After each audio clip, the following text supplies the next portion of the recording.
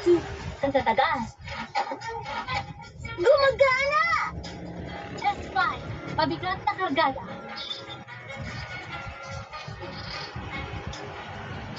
Gumagana! Test 9. Elasticidad. Gumagana! Test 11. Sobrang bigat na kargada. Gumagana pa rin! Test 31. Test 52. Test 74.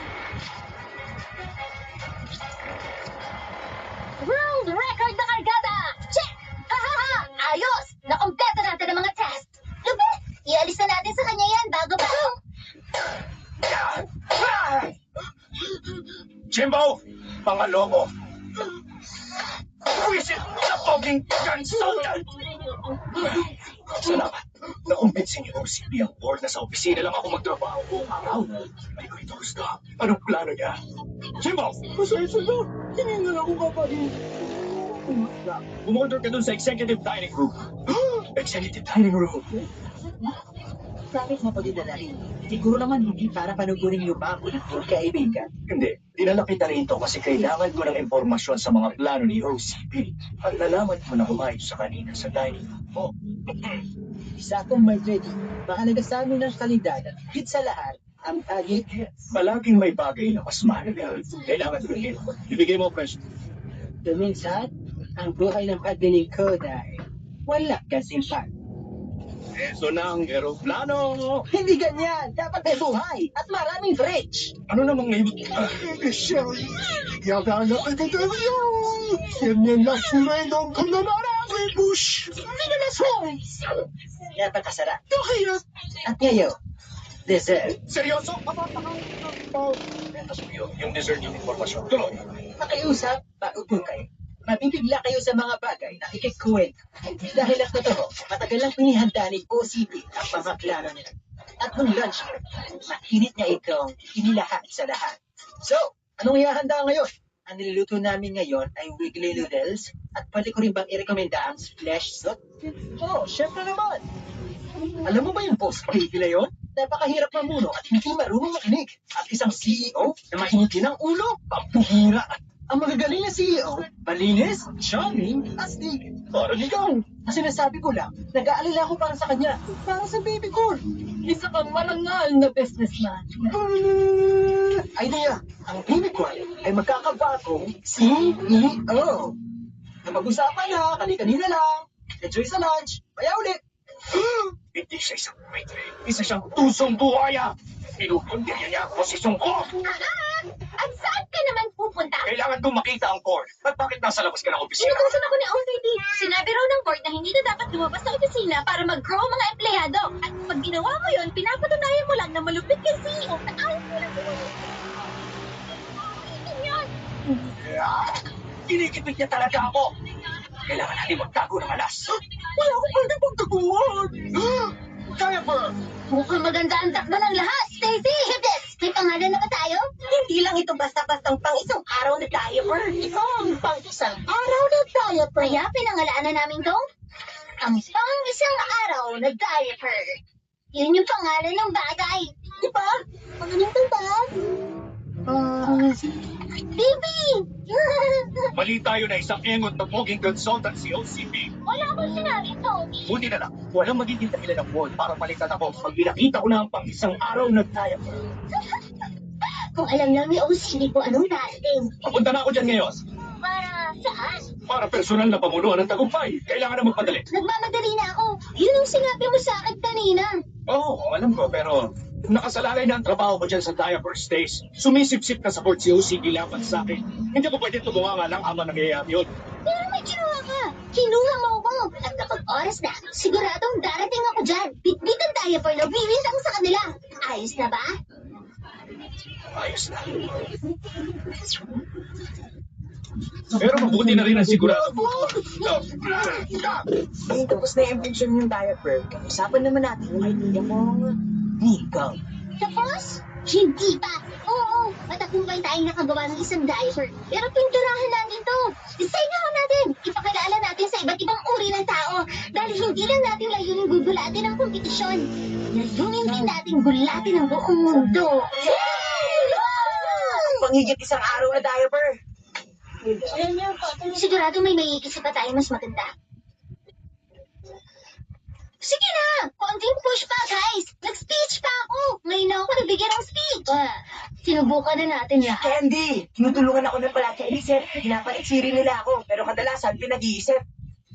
Ito yun. Mali pala. Hindi rin to, kadiri. Teka, ayos, ito. Ano ang mga yun? Sa diaper na pang isang araw, paghahanap, paglalahad, kulate, ninja stars. May paglalagyan ka ng mga yun? Ngayon, meron na! Bulsa! Diapers na may maliliit na bulsa. Nakakatuwa naman. Parang ganito? Diba? Nakakatuwa nga. Eksakto! Nasaan ang transport shopping ko? Itinago ko ito sa loob ng isang sufle. Ano naman na twist? Alam mo ba kung bakit napakahirap i-master ng sufle? Pinagyayabang mo lang ba ang galing mo sa pagluluto? O gumagamit ka na naman ng metaphor? Ang chef ay kailangang magtiwala sa sufle na hindi tutitingin, na maging handa ng hindi nag-aaba, na maging masarap ng hindi tutitikip. Ito ang sufle kung saan nakatago ang iyong cutie sauce, baby. Eh, tiwala ka ba na ito ay Nagyayabang ka nga. metaphor? Hayaan mo magtrabaho sa Stacy. Emiliano! Kumusta na tayo? Gusto mo makita na madalian ng Mortal Kombat series? Tayo na may sunod. Magpunta na.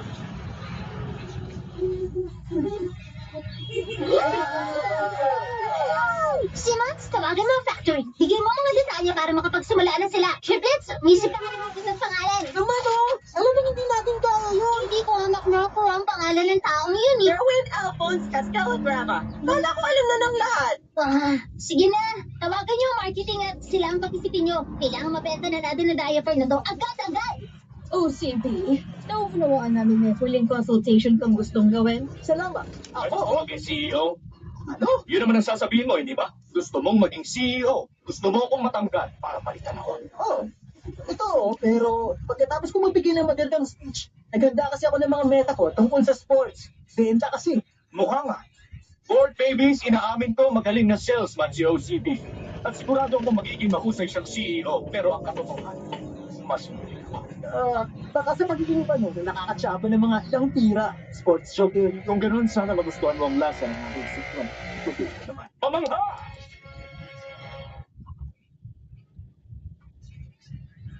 Paalala na, ang hindi direktang pamumuno ay sobrang pinahihirap ang maganda. At sa wakas, mamangha! Isang bagong diaper.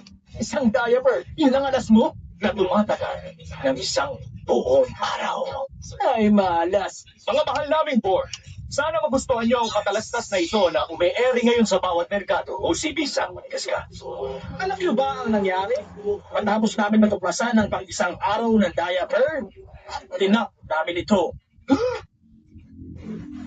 Dahil may natuklasan kami na mas maganda.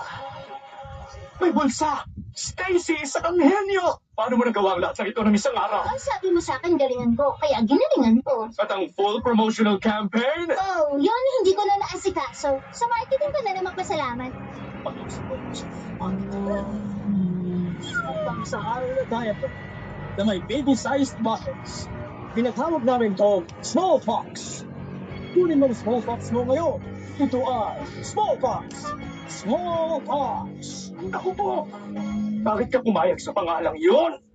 Kasi shortcut siya para sa small pockets. Kasaring pangalan ng isang nakakahawa at malalang sakit na pumerwisyo sa bawat sulok ng mundo hanggang nakagawa sila ng lunas? Sinong nakaisip ng kalokohan to? Sino nagpaikugot ang kapalastugang ito? Yung sablay ng ginawa ninyo! Yung, Ako ang sumablay. Kasalanan. Alam nating lahat na malpak akong mamuno. Kaya ako talagang nakaisip ng pangalang mismo. Doon, tungkol po sa posisyon. Labasan. Kailangan ko na mag-usap ng board. Fabrizio, nasa iyo pa ba ang executive desk? Yung Carrara? Oh, napenda na. Sa akin. kailangan kong sabihin ako ang may kasalanan. Tatanggalin ka nila ako. Gawin nila. Di na bago. Mas mahirap kung ikaw ang matatanggal. Kita mo namang nagkalat ako. Nakita ko sumulong ang isang natural.